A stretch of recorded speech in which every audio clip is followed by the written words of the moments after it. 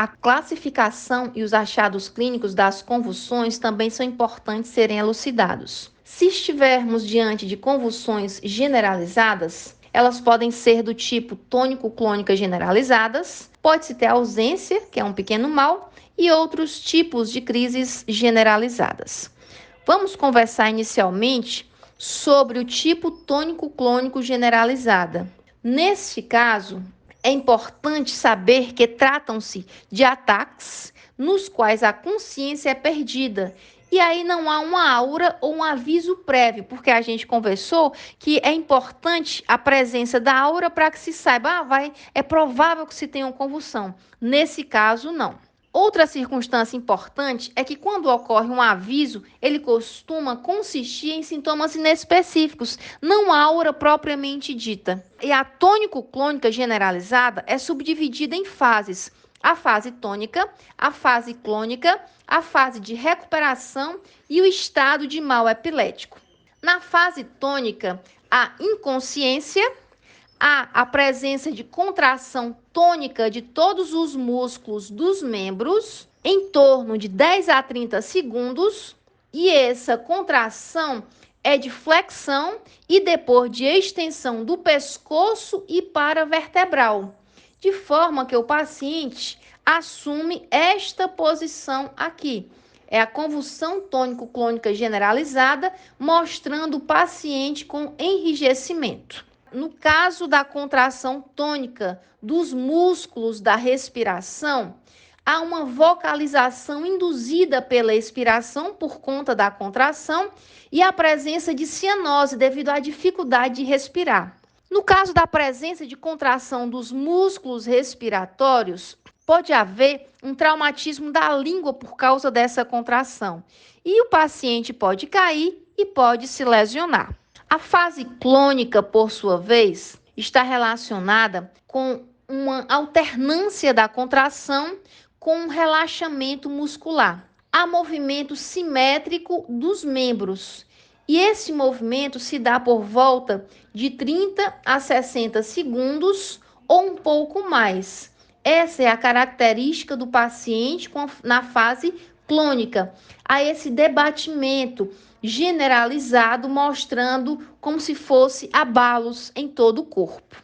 Outra característica da clônica é o esforço ventilatório que retorna, e a cianose também acaba depois da fase tônica, que é aquela fase de um enrijecimento maior. A boca desse paciente pode espumar pela presença de saliva por muitas circunstâncias, dentre as quais as alterações respiratórias. Com o passar do tempo, esses abalos musculares se tornam menos frequentes, até todo o movimento cessar e os músculos se tornarem flácidos, relaxados, e aí o paciente vai voltando à circunstância normal. No caso da presença de incontinência urinária, é por conta do relaxamento esfincteriano e a contração do músculo detrusor.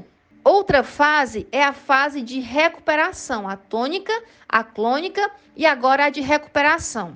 Nessa fase, o paciente volta ao estado de consciência, que é em torno de 10 a 30 minutos. E existe um estado de confusão pós-ictal. A possível presença de cefaleia, dependendo da intensidade das causas e se houve alguma repercussão traumática, e o estado físico do paciente é normal, exceto no caso de algumas respostas plantares, que podem ser transitórias na presença do sinal de Babinski. E essas circunstâncias, essas respostas plantares, são do tipo extensoras.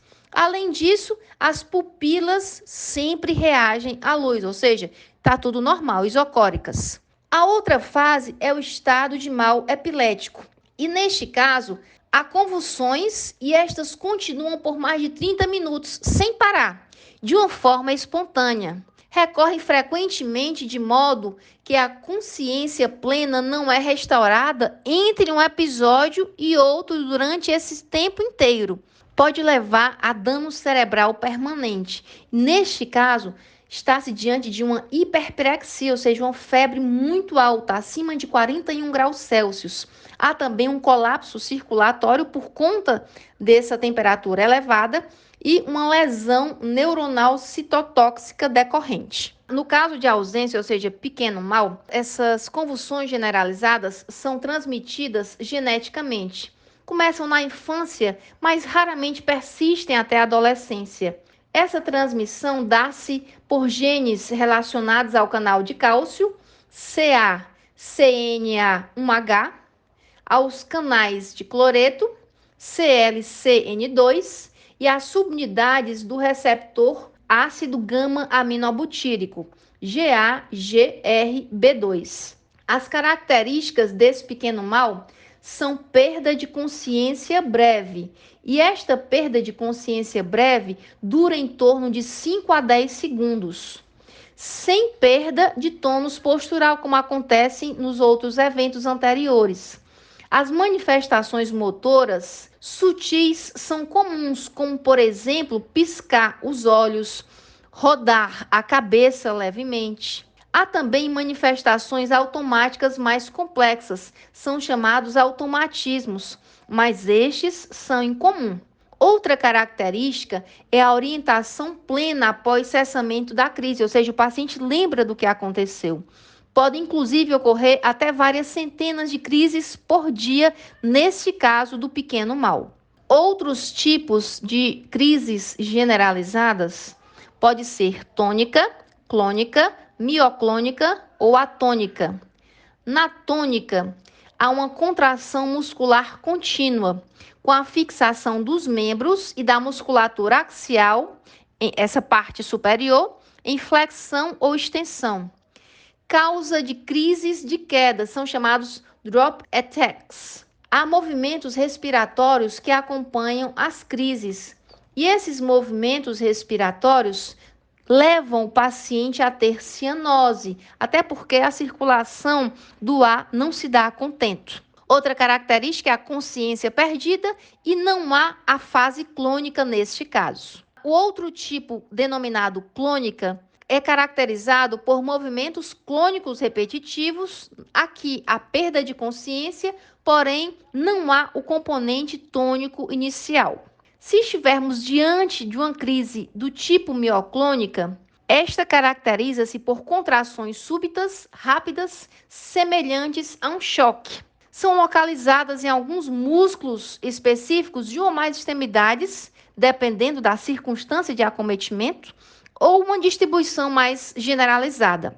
Há, no caso da mioclônica, uma história familiar de crises convulsivas. Se estivermos falando da atônica, há uma perda de tônus postural, algumas vezes após um abalo mioclônico. Há também episódios de queda ou algum ataque de queda, e é comum no caso de distúrbios do desenvolvimento. O paciente está crescendo, está se desenvolvendo, e aí pode ter esses casos de crise atônica, mas nada mais sério. Se estivermos falando de crises parciais, elas podem ser parciais simples e parciais complexas. No caso da parcial simples, elas começam com fenômenos motores, sensoriais ou autônomos, dependendo da região cortical acometida. Podem ser recorrentes ou contínuas, disseminar para envolver regiões contíguas do córtex motor, no caso a marcha jacksoniana. Pode estar-se diante de sintomas autônomos, dentre os quais palidez, ruborização, sudorese, piloereção, dilatação pupilar, vômitos, borborismos e a cialorreia. Pode estar-se diante de sintomas psiquiátricos, como distorções da memória, processos de pensamento forçados, processos de pensamento elaborados, déficits cognitivos, distúrbios afetivos e alucinações ou mesmo ilusões. A consciência, no caso da parcial simples, é preservada. Aura precede a perda de consciência e a memória é retida nesse caso da parcial. Porém, algumas vezes a aura é a única manifestação da descarga epiléptica, portanto, deve ser levado em consideração. Além da parcial simples, tem-se a parcial complexa, que são crises presentes por alteração do lobo temporal ou psicomotoras. E as características, neste caso, são crises parciais, nas quais a consciência, a responsividade ou a memória estão sim comprometidas.